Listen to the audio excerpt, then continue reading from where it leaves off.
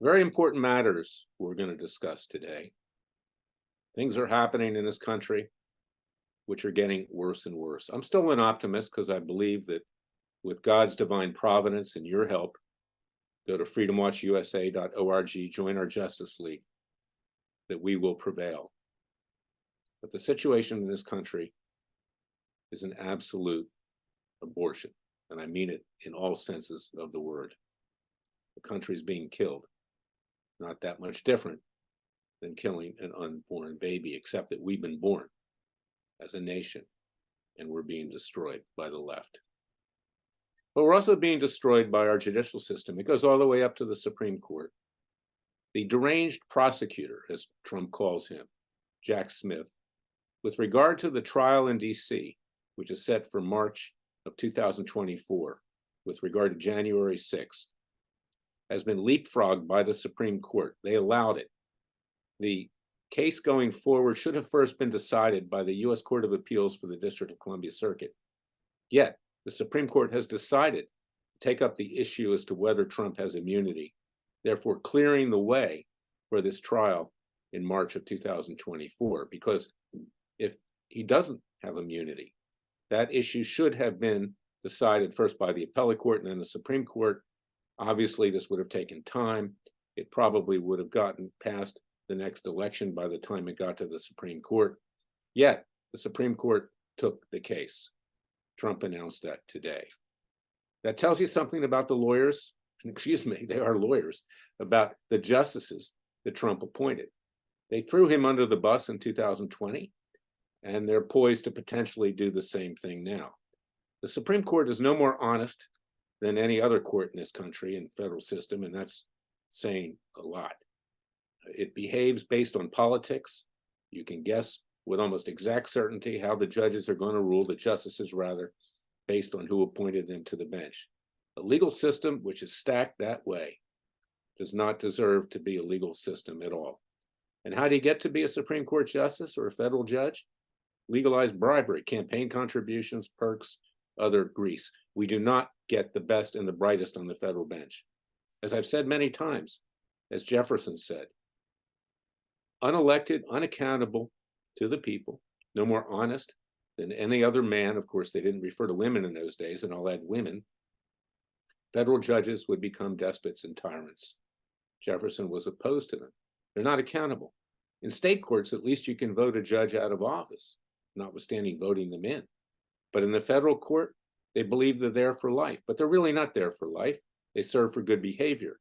But in our 200 and some years as a nation, only 8 have been impeached, and most of those because of drunkenness and not showing up to work on time. Do you honestly think that there aren't more instances where federal judges take bribes or do other things that are illegal, notwithstanding intellectual dishonesty? One of the last judges impeached, it may have been the last judge, Alice C. Hastings from the U.S. District Court for the Southern District of Florida, was found to have taken bribes. He was impeached. That was one of the few. And what happened then?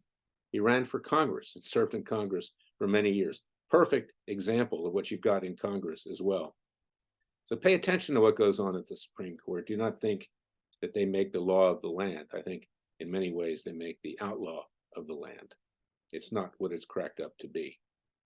And then you've got the situation at Harvard with the president, Claudine Gay.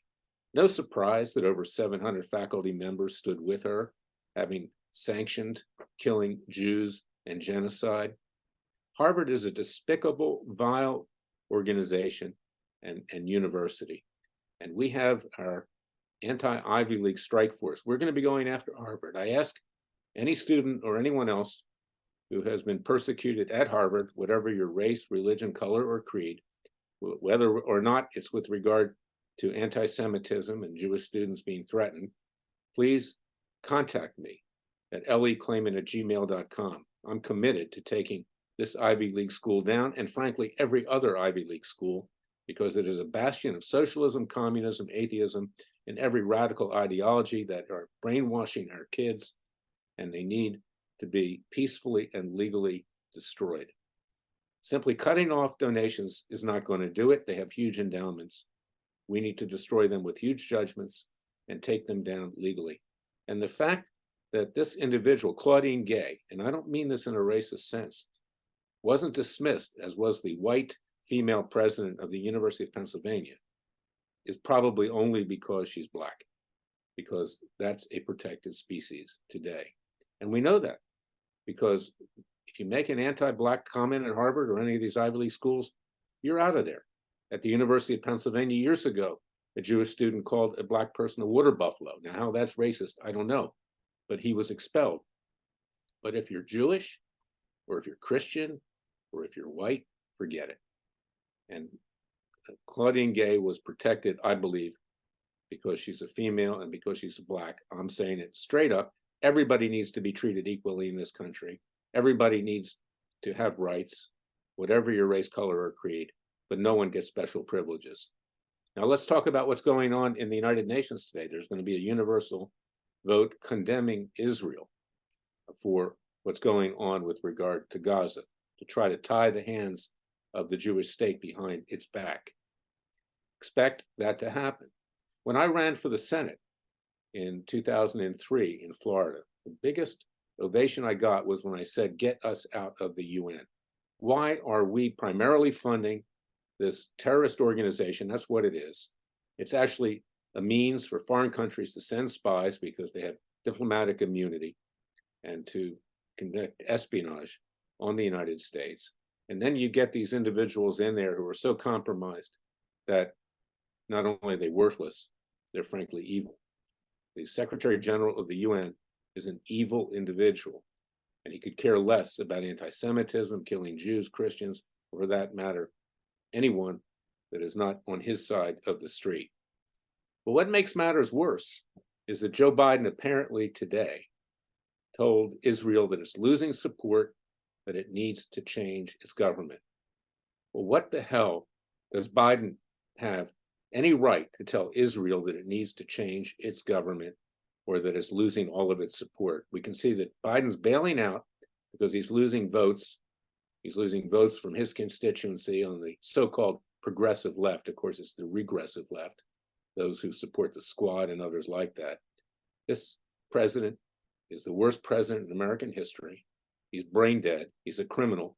And then this is a segue to what the Republicans are doing. They're voting on an impeachment inquiry today. There's more than enough evidence now to get this clown out of there, to impeach him. And also, as you know, Freedom Watch brought citizens' indictments against Biden for bribery from communist China, Ukraine, and Russia, and for negligent homicide in Afghanistan, notwithstanding what's going on right now, allowing our armed forces being attacked on a daily basis, over 80 attacks, and Biden doesn't respond hardly at all. He's been bought and paid for, not just by the Chinese, but you can bet the Iranians have a dossier on him and his son and James Biden and the rest of the family and are blackmailing him. I got a conviction of Joe Biden. He was sentenced to 20 years before a citizens court. I asked the Speaker of the House, Mike Johnson, to enforce it. He can send the Capitol Police over and arrest Biden today. There is a right of citizens arrest, even in the ultra-leftist city of the District of Columbia. When you know someone committed a felony, you can arrest them and turn them over to law enforcement. But these Republicans are, excuse the French, effing around with impeachment inquiries when this guy is destroying the country, potentially destroying the state of Israel, destroying, God knows how many places in the world, whether it's Ukraine, whether it's China, you name it. I mean, the guy was weak on Ukraine, which is why we have to dole out billions of dollars because he allowed the Russians to enter into it. He said, well, if you just take a piece of Ukraine, that's okay. We don't mind. This guy is beyond any imagination. He's not just a criminal. He's not just brain dead, but he's stupid. He got caught plagiarizing during his college days because he does not smart enough to write anything for himself. And I also saw today that Claudine Gay of Harvard also was accused of plagiarism, the president of Harvard, which is going to remain president because the leftists up there are backing her. So this is my message for today, as always. These outrages cannot be tolerated. I feel it internally. I feel for our kids, grandkids, and future generations. This country's going down the drain. And if you're retired and think that you can just ride this out and just watch Fox News, and that's enough, then you're as guilty as the people who have committed these crimes against the country. And if you're young or middle-aged, you're not going to have a country really to live in that's habitable. You better rise up. So I ask all of you to go to freedomwatchusa.org, contribute to our cause with tax-deductible contributions. We're the only public interest group that sticks our neck out on behalf of you, the American people, and help us take the Ivy League universities down. They should be relegated to the ash heap of history. They're communist bastions. You might as well go to the University of Beijing or the University of Moscow. You'd even get a better education in all likelihood. Don't send your kids there. Don't give them money. But better yet, give us tax-deductible contributions so we can be your Justice Department, because you have no Justice Department. All you've got is Gestapo that quells dissent, and the January 6th peaceful protesters are a perfect example. God bless you. God bless your family. Pray for the saving of this country, but also get up off your knees and join us at freedomwatchusa.org. We need to get bigger. We need more lawyers, more paralegals, more office space. We need to do more. We're short-staffed, and we need your help. And by helping us, you will help yourself. And also get a copy of my book, It Takes a Counter-Revolution. Wake Up America. You can see the legal basis for our peaceful and legal efforts to save this country, but our strong efforts. It's not enough to get documents and crow about them in Freedom of Information Act requests, as some groups do, including my former group. It is, which I founded, by the way, it is important to take strong, hard-hitting action before it's too late. I'll be back tomorrow with another edition of Special Prosecutor with Larry Klayman, our podcast. Until then, remember, the Father and Son will only help us if we help ourselves. Thank you for listening to me.